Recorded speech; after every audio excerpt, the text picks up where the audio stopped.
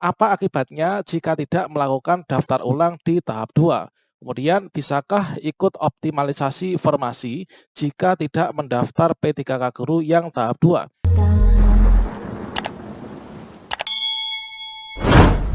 Assalamualaikum warahmatullahi wabarakatuh, sobat-sobat calon guru, selamat datang di channel Calon Guru.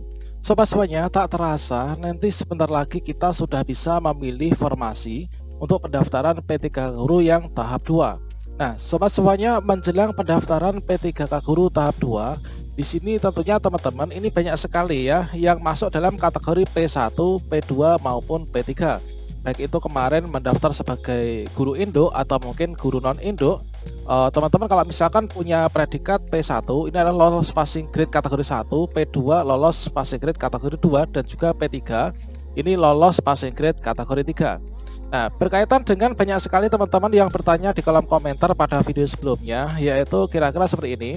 Yang pertama, haruskah ikut daftar ulang tes P3K Guru tahap 2 dengan cara memilih formasi di tahap 2 bagi peserta P1, P2, dan juga P3 karena sudah lolos passing grade? Dan yang kedua, apa akibatnya jika tidak melakukan daftar ulang di tahap 2? Kemudian, bisakah ikut optimalisasi formasi jika tidak mendaftar P3K Guru yang tahap 2? Nah, sobat semuanya, di sini kita akan berbicara dan menganalisis terkait tentang data, fakta, dan juga sistem seleksi. Jadi ini mungkin bukan merupakan kabar baik teman-teman, dan jadi kita harus terbiasa ya, jangan terus-terusan ini kita dimanjakan oleh kabar gembira, dan juga kabar gembira. Namun sebelum kita lanjutkan, perlu saya ingatkan bagi teman-teman yang mungkin baru pertama kali menemukan channel ini, silahkan klik tombol subscribe-nya dan aktifkan notifikasi loncengnya sehingga jika ada update video terbaru, teman-teman tidak akan ketinggalan informasi. Baiklah sobat-sobat semuanya, nah di sini peserta lolos passing grade wajib tes tahap 2 teman-teman. Kalau misalkan teman-teman bertanya, apakah saya itu di tes tahap 1 itu sudah lolos passing grade dengan kategori P1? Apakah saya harus memilih formasi kembali di tahap 2 ataukah saya tinggal menunggu formasi nanti saja untuk penempatan? Nah, teman-teman, di sini saya dapat mengatakan bahwa meskipun kita lolos passing grade entah itu P1, P2 maupun P3, untuk pendaftaran di tahap 2 ini kita wajib untuk mendaftar teman-teman.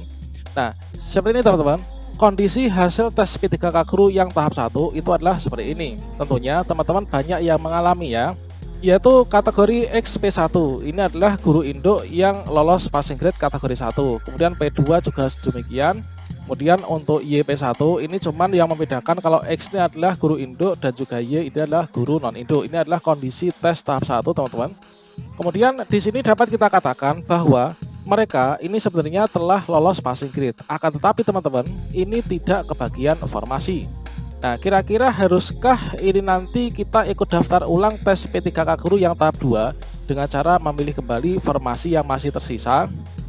Apakah akibatnya jika kita tidak melakukan daftar ulang di tahap 2, dan bisakah kita ikut optimalisasi formasi jika tidak mendaftar di tahap 2? Sobat-sobat semuanya, sejatinya ini adalah seperti ini ya. Yang masuk dalam kategori XP1, P2 maupun P3 dan juga YP1, P2 maupun P3, ini adalah mereka ini hanya lolos passing grade. Hanya lolos passing grade, namun mereka tidak lulus seleksi teman-teman. Dikarenakan apa? Yang dikatakan sebagai pengertian dari lulus seleksi ini adalah seperti ini teman-teman, yaitu lolos passing grade dan juga mengisi formasi. Nah, seperti ini. Dari peraturan yang ada, untuk penentuan kelulusan P3K Guru, baik itu tahap 1, tahap 2, maupun tahap 3, itu adalah sama teman-teman, yaitu tertuang dalam diktum ke-8, yang mana di sana kelulusan akhir pada seleksi kompetensi, baik itu 1, 2, maupun 3, itu diberlakukan seperti ini. Terhadap seluruh peserta, diberlakukan nilai ambang batas yang terbaik, yaitu kategori 1 teman-teman. Jika di kategori 1 nggak ada, maka masuk kategori kedua. Jika nggak ada, nanti diberlakukan untuk yang passing grade kategori 3. Nah, ini nanti akan di ranking teman-teman. Yang kalah perankingan ini tidak lulus. Nah, sekarang kita ambil saja satu contoh teman-teman. Di sini untuk jabatan ahli pratama guru agama Islam pada lembaga ini, pada sekolah ini adalah ada satu formasi untuk guru pendidikan agama Islam. Nah, di sini kita dapat melihat ini ada 1, 2, 3, 4 peserta yang lolos passing grade. Nah, di sini yang peserta pertama lolos passing grade kategori 1, di sini lolos passing grade kategori 1, lolos passing grade kategori 1 dan yang ini lolos passing grade kategori 3. Nah, di sini untuk penentuan kelulusan di tahap 1 dan nanti akan berlaku juga untuk di tahap 2, ini adalah seperti ini. Jadi, jika formasi yang tersedia itu hanya satu, maka dari seluruh peserta, dari semua peserta yang lolos passing grade, ini nanti akan di ranking nilai yang tertinggi. Nilai yang tertinggi dari diurutkan dari passing grade kategori 1 ya. Nah, di sini passing grade kategori 1 ini ada 3 orang. Nah, mengapa di sini yang lolos peserta 1? Dikarenakan dari jumlahnya ini adalah paling banyak, ini adalah peserta yang pertama.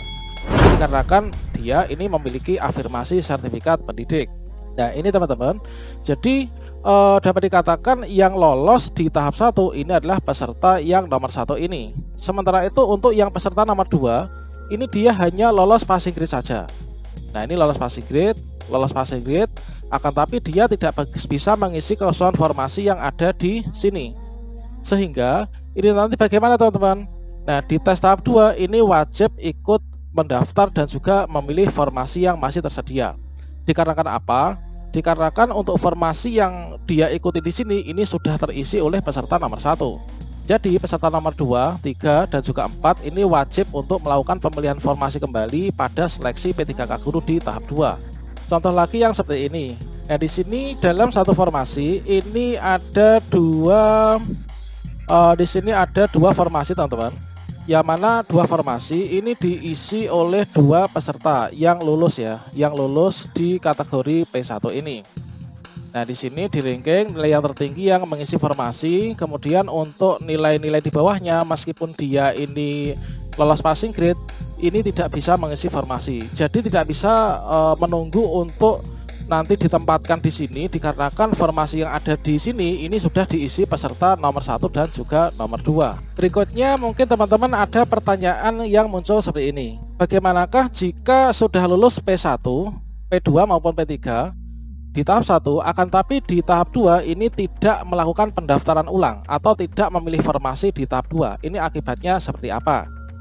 Nah, sobat-sobatnya seperti yang kita ketahui bahwa untuk yang lulus passing grade di sini ini hanya lolos passing grade saja namun tidak lulus seleksi karena kalah perankingan, dan formasi yang dia lamar ini sudah ditempati ya dari peserta yang lolos passing grade dan juga mendapatkan nilai perankingan paling tinggi.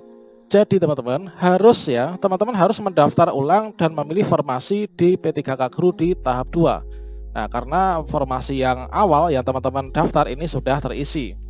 Nah, untuk tes P3K Guru tahap 2 ini wajib memilih formasi teman-teman. Supaya apa? Supaya kita ditetapkan sebagai peserta seleksi tahap 2. Nah, supaya kita lolos tes tahap 2 ini harus menjadi peserta. Jadi sangat berkaitan ya. Kita supaya lolos bisa tahap 2 itu kita harus menjadi peserta. Supaya bisa menjadi peserta kita harus melakukan pendaftaran ulang dan pemilihan formasi pada peta persaingan yang nanti akan kita ikuti di tahap 2. Namun teman-teman dari kalangan guru non-induk di tahap 1 tidak usah khawatir karena untuk di tahap 2 nanti tidak akan ada lagi prioritas untuk guru induk. Jadi kalau misalkan di tahap 1 di sini dikarenakan XTL maka YP1 tidak bisa L. Namun di tahap 2 meskipun XTL maka nanti YP1 ini bisa lulus ya. Kemudian juga bagi teman-teman yang sudah lulus baik itu P1, P2 maupun P3, ini nanti nilai kita ini masih bisa dipakai untuk yang di tahap 2 teman-teman. Jadi nanti akan di ranking dari nilai perolehan P1 dari tahap 1 dan 2 nanti besaran yang mana itulah yang akan dipakai. Misalkan di tes tahap 1 Pak Rahmat dapat nilai 700. Karena dia nggak lulus, di tahap 2 dia mendaftar, Pak Rahmat mendapatkan nilai 708. Jadi yang dipakai nanti adalah nilai yang tes tahap 2. Kemudian untuk Bu Santi misalkan ini adalah nilai yang tahap 1 510, di tahap 2 506.